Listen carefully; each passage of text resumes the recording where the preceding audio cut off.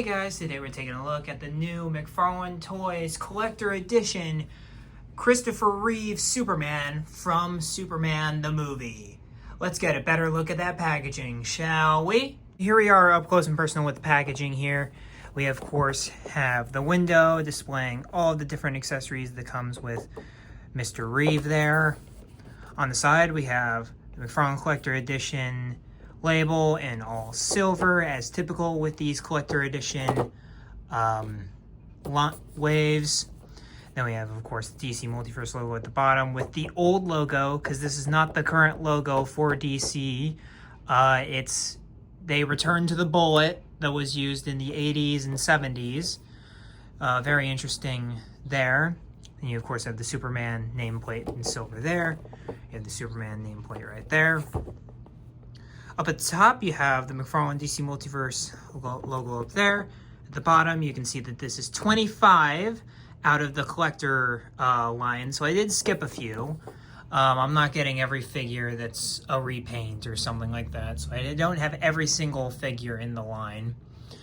And then we, of course, have Superman from Superman the movie, 1978, of course, with this great looking picture of the man himself, Mr. Christopher Reeve there. And of course up at the top there you have the McFarlane Toys logo up there.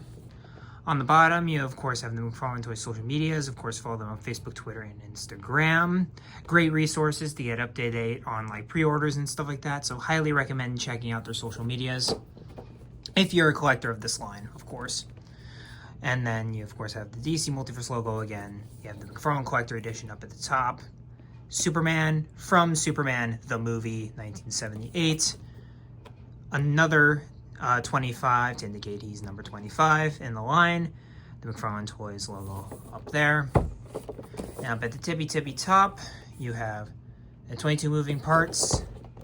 McFarlane Toys logo up there.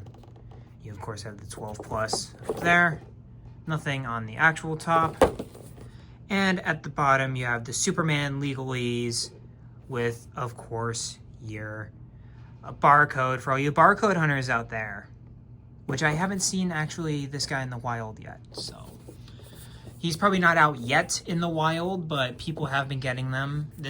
I've been actually anticipating this for a long time, but anyway, let's get this dude out of the packaging. And here he is out of the packaging. And before we take a look at the actual Superman himself, we're of course going to take a look at the rest of the contents. So up first, I know, I've got to do it. I'm sorry, I have to. I'm probably legally required to at this point. He comes with the card, which of course has the still from the back of the packaging with the McFarlane Collector Edition down there. On the other side, you have a bio, which is a very simple version of the Superman bio with a funny look at Christopher Reeve's face right there from Superman the movie. And they have the silver all over this, which I'm not a huge fan of. I don't like the silver design. I really don't. It makes everything look almost unlegible. But hey, what do I know? I'm just a guy who reviews figures. And he, of course, because he's Superman, he comes with a flight stand, which if you don't know how to assemble these flight stands, they come in two pieces. And then, as one would assume, you just slide it in right there until you hear the click, like so. Then you have these, which are really cool. I really like these. They're, of course, clear, where you can see the DC logo right there with one peg. And then you also have the clamp up here, which is on a nice ratchet joint up there. And you can also move the clamps however you want. Very versatile. I really like these flight stands that come with the figures, but a lot of figures don't come with them. So to get them is actually quite a rarity. And almost only Superman comes with them, which really makes me sad. Anyway, so up first, we're going to do, Okay, so up first we have his hands, and he has a lot of hands. So bear with me as I'm getting through this. So he, of course, has the fists that you see that come on the figure as soon as you get him out of the packaging. And then he also has a pair of grabbing hands, like if you want to put it like a steel girder in his hands or something, you might want to use these. A steel pipe or something. These would be your best bet. He also comes with flat hands for when he's flying. If you want him to like bank towards the camera or something like that, probably using these would help. Then he has some open wide hands where it's like not quite the flat ones, but not quite the gripping ones, where you kind of have this kind of gripping notion. And each of them have fingernails, which I think is a nice addition there. I really like that. And overall, I think the hands are done very well, even if the skin tone on the overall figure is a bit dark, which I'll get into in a minute. Overall, I really do like what they're doing with these hands right there. And then he comes with a pointer finger, which is nice because, you know, he could be like wagging your pointer at you. Very, very Christopher Reeve Superman thing to do, I'd think. And then you also have, which this is probably one of my favorite hands that he has, is that he has the shard from his spaceship that eventually becomes the Fortress of Solitude, where, if you remember from the original film, he ventures up into the Arctic to learn how to use his powers, and he doesn't know what to do with the shard, and so he throws it, and then the shard embeds itself into the ground, and that's what basically led to the Fortress of Solitude. So very cool that they actually included it here in this way. I really do like that. I really do like that for a Superman film. I think it's really solid. And I think Superman 2 is good, but I think technical limitations really drop the bar on it. Like, I don't think they were ready for Superman 2 in terms of the filmmaking side of things. And then you, of course, have... When I saw this, I was crying laughing. I find this absolutely hysterical. And this is an alternate head, which if you've seen the Platinum version of this guy, you completely understand. But if you don't, this is going to be very odd to you. They have the head for drunk Superman from Superman 3, when Superman splits himself into two, and he literally fights himself. Such a dumb movie. But he has drunk Superman, which it looks really good too, and that's the worst part. Like, they really went all in on the heads, and I think the black hair is exactly right for Chris Reeve. It looks almost identical to how he looks in that movie. But, man, they did not have to include drunk Superman. I'm happy they did, but they did not have to do that. But yeah, now let's get into the nitty-gritty of the figure, shall we? So, as you could obviously tell, the figure has a wired cape. Misa like wired capes. So, I'm a big fan of this, and it also has the S shield on the back, of course, because Chris Reeve's costume had the S shield on the back. And I believe he is the last Superman, live-action Superman, to actually have the S shield on the back of the cape, unless you want to count Corn Sweat, who is the new Superman for James Gunn's Superman. I don't think any other live-action Superman has actually had the S on the shield on the back of the cape. Unless if Dean Cain had it, which I've never seen a single episode of Lois and Clark. I'm not that old. But to my recollection, I think he is the only person to actually have the S shield on the back of the cape, which I kind of love. It gives it a sense of goofiness and mythology to the character, which I really like. And then you have the traditional head for Superman. Let's get a zoom in on head sculpt there, which I've seen different head sculpts of this Superman. I think mine's a bit more on the doughy side. I've seen some that look really strong, and it's like, wow, that's really Chris Reeve. And then others like this one where it's like, oof, this is one of the worst ones, huh? But I think it does look enough like Chris Reeve to be like, yeah, that's Chris Reeve. However, I don't think it looks like, ironically, I think drunk Superman looks more like Chris Reeve than the typical head in terms of my figure, if that makes any sense. But I do love the curl. The curl is nice. The nice pristine black hair.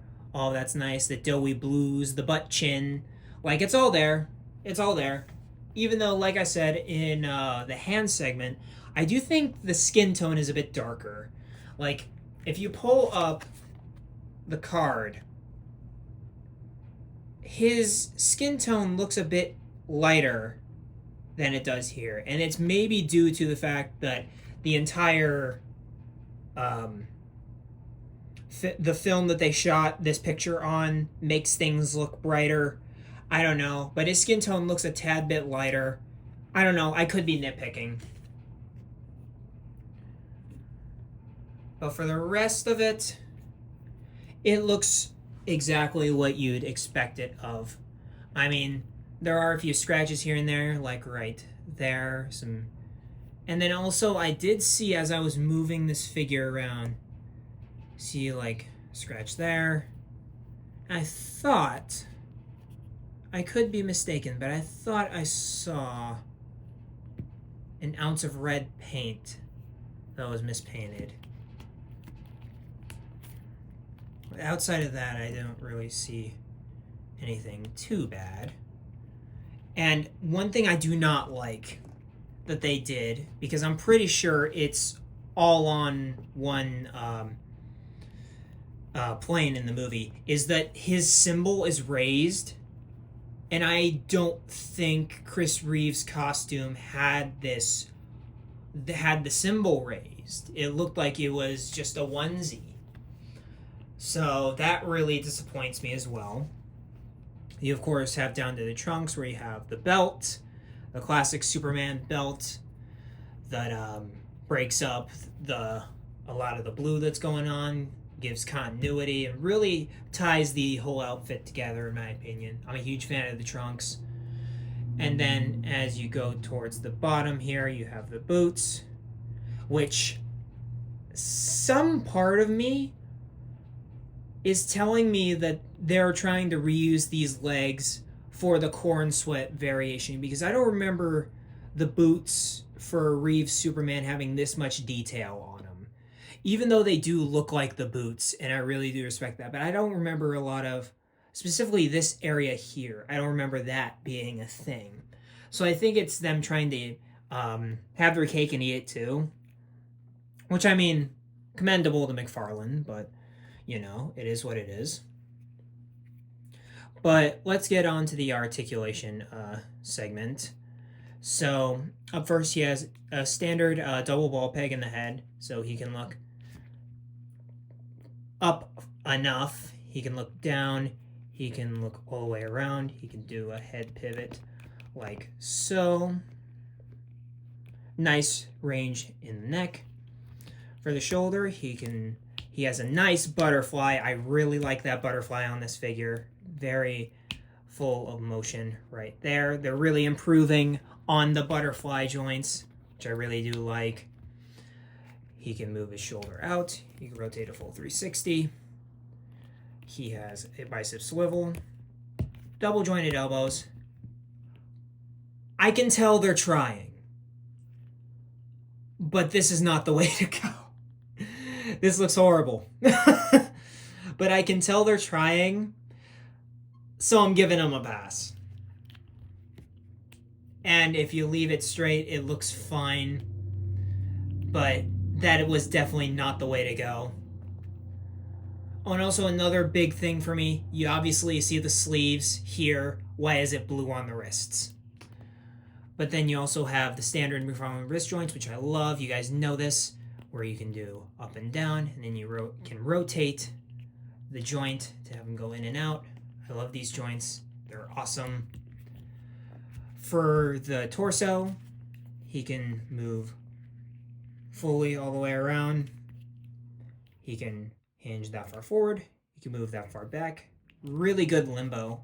Again, wish they'd switch their ranges up, because I don't think anybody wants Superman to be doing the Matrix. But I mean, then again, doing something like this, that could really help.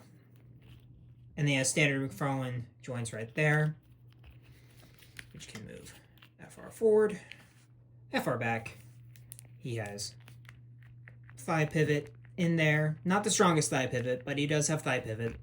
He has double jointed knees, which look surprisingly better. These look really good, despite the fact that there's carvings indicating that this is the right one. But besides that, these surprisingly look pretty good. They're trying. They're at least trying to improve on their sculpts, which I haven't seen them try to do in like over a year.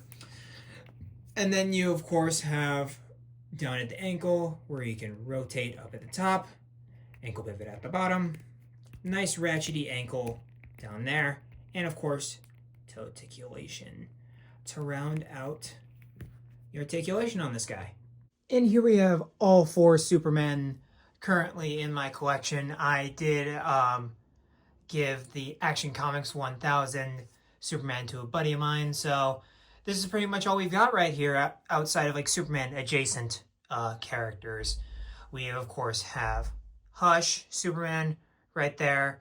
We have our new Chris Reeve right there, which looks very good. We have Snyder Cut Henry, which he doesn't really have a lot of iconic poses outside of like all of his iconic poses are him flying. So when he's just standing there, he's just gonna stand there. I mean, and you of course have Crisis on Infinite Earths, Earth 2 Superman, the classic Superman, and I think, of course, outside Henry here, they all look great together.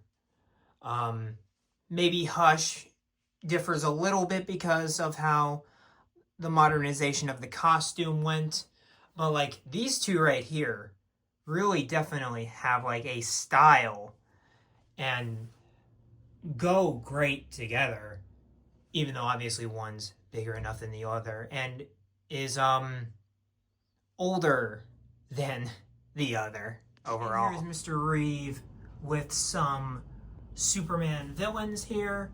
Of course, a lot of them don't go well with him because they're more modern interpretations of the characters. But we, of course, have Brainiac from Injustice 2. We have a modern-looking Mongol. I can't remember where he's actually from. We, of course, have Chris Reeve in the middle there. We have classic Darkseid in the back. Then we have Rebirth General Zod, and I believe he still looks like that because in the most in one of the more recent issues of Superman drawn by Dan Mora, he looks very similar. Zod looks very similar to how he's portrayed here, so I'm very excited to see that.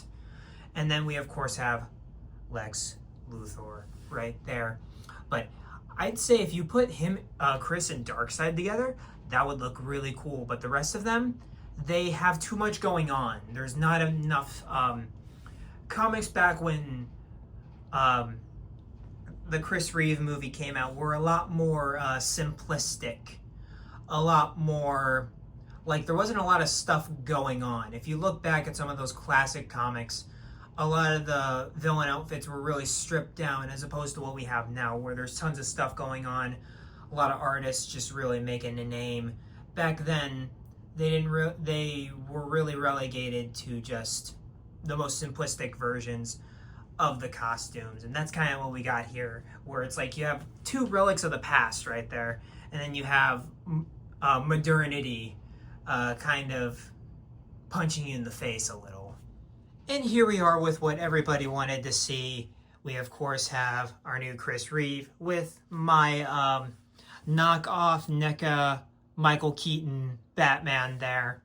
And surprisingly for Todd not really caring about scaling, these two are pretty much in scale since, you know, commonly Michael Keaton's only 5'10", and Chris Reeve is 6'4". So that looks pretty accurate height-wise from what I'm seeing here. But it's just fun to see what could have been. And especially since they both have series that are going on right now. They're in season format, but with Superman 78 and Batman 89, where I believe the second chapter of Batman 89, Echoes, is wrapping up pretty soon. And I actually got the second volume of Superman 78, The Metal Curtain, which I'm assuming has something about the Cold War in it. But I would love to see a book where these two cross over.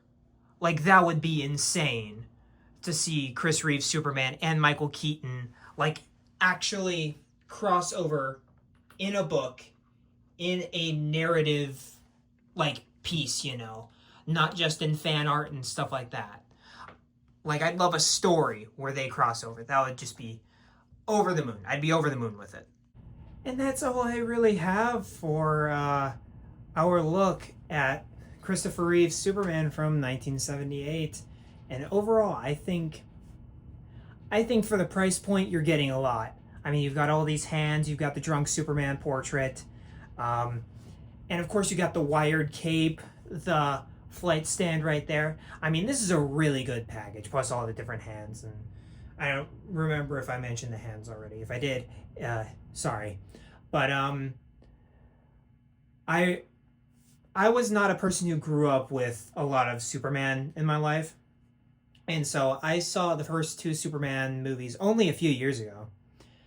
And I will say that this figure captures Christopher Reeve's likeness very well in terms of his musculature, in terms of the brightness of the suit. I mean, it's still the most comic accurate suit ever made.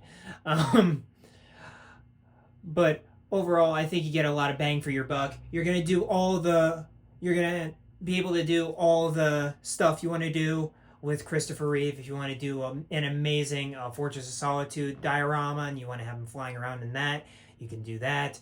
You can have him bust through walls. You can have him fight a number amount of goons or whatever. You can do pretty much anything you want to do with a Superman figure with this guy. Like, I'd say, honestly, he is probably the definitive Superman. If you want to go for just one, I'd honestly recommend going for this guy, especially since Chris Reeve was the portrait for Jeff Johns' Superman run, which is a really great Superman run. I'd highly recommend reading Jeff Johns' Superman run. And specifically when he's drawn by Gary Frank, Superman looks like Chris Reeve. But with that all to be said, I give this figure a solid 9 or so. There's some stuff like the elbow joints that aren't that great, and some paint mishaps here and there, but that doesn't detract that this is the ultimate Chris Reeve for the like $20 budget that you have here. I'd highly recommend him. And with that being said, that's kind of it, and I will catch you guys later with another review. Of course, like, comment, subscribe. Tell me what you think about this guy down in the comments down below. It really helps out the editing process and making these things really worthwhile in my mind. But then again, I will catch you in the next review. Peace.